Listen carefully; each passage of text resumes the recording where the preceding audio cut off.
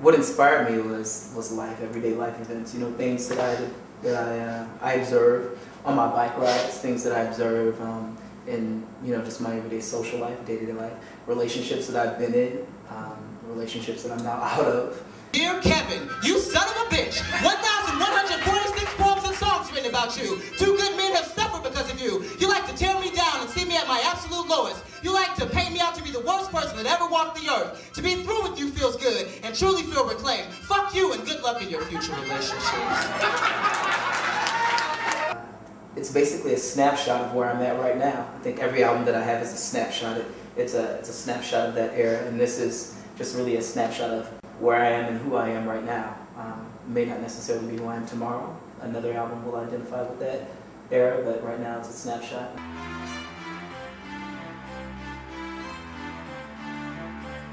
I collaborated with some really amazing people, some people who've given me a hip-hop feel for this record, which is a little bit different for me, being an acoustic artist for the most part, but I've kind of combined acoustic sounds with some hip-hop sounds. The last piece we're going to do, and it's not my own song, it was a remake that I did. I think a lot of the times we listen, like women a lot of the times, because I think they're demeaned more so than not in music, but we listen to a lot of the beats, and they sound good until you kind of listen to the lyrics, and then you say, huh, like, could that really, be quite insulting to me? On the dick, yeah, you claim you want a bitch, yeah, that ain't shit, yeah.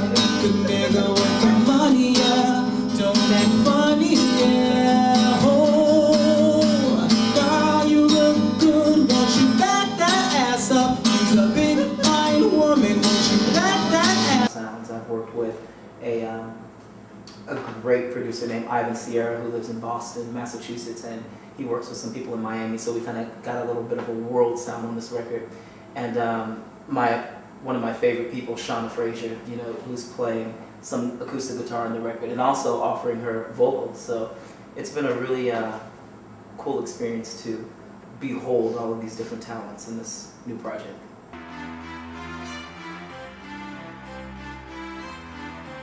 I think there have been so many different inspirations, so many different artists that I see and that I support and appreciate, and they've definitely inspired me to push the envelope. A lot of local talents as well. I don't listen to the radio as much, so I don't hear a lot of what's going on mainstream, but a lot of local talents like here in St. Louis's own Teresa Janae, Kels the Poet, 16 Bars, Mocha. There's a Sir Irvin, who's also an amazing artist, Blue.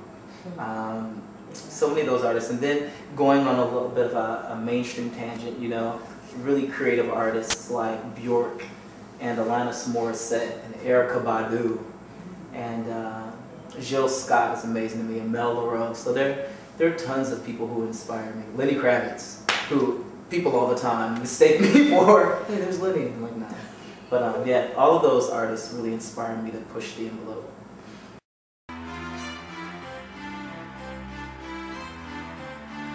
I think my biggest challenge is pretty much staying focused, keeping my eye on the art and separating that source from what everyone else wants me to do. I think anytime, whether you're working internationally or locally, I think there's always going to be people who have an agenda for you that's separate from your own. So it's been really important for me to, if there's a local newspaper writing something about me, generally I don't read those articles. I focus on everything that's inside, and by default, if it shows up out there, then that's my art. But I don't like to get sidetracked, and I don't like to, like if someone's asking me to do one specific song over and over again, I make sure that I kind of stray away from that, because I feel like I'm a pie, and I want to share all these different slices of who I am and not be one-dimensionalized or compartmentalized.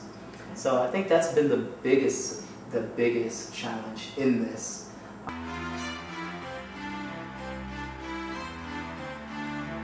I remember when the first CD was out, about 5 years ago, and I was really reactionary. Everything was really, how I translated backs were really harrowing. And in that I mean that, everything was about me. Everything was about, pointing the finger at someone else and blaming someone else. And I think that's justifiably okay, considering my age. But I think the older you get, the more you take responsibility for yourself. So the difference being is I was in a little bit more of a blamey state then, which is justifiably okay. You know, we need to release sometimes. But now I'm learning to take more responsibility. If I'm speaking about a relationship, I'm not as apt to blame someone else as much as I am apt to accept responsibility for my part played in the relationship, or, you know, blaming myself for allowing myself to be in such a situation. I think only then, when you accept that kind of responsibility, can you move forward. So these records now are a little bit more about, you know, acknowledging something, taking that snapshot, and then moving forward. And not only that, I used to say, you know, I'm writing so much about my relationships because, you know, if I can't solve a conflict between me and one other person, far be it from me to try to solve a conflict between two nations or to tackle, you know, those external feats. So now that I'm a lot more in touch with who I am, I'm feeling more free to discuss social topics and world issues. So my new CDs tackle a little bit more of the global as opposed to solely the personal.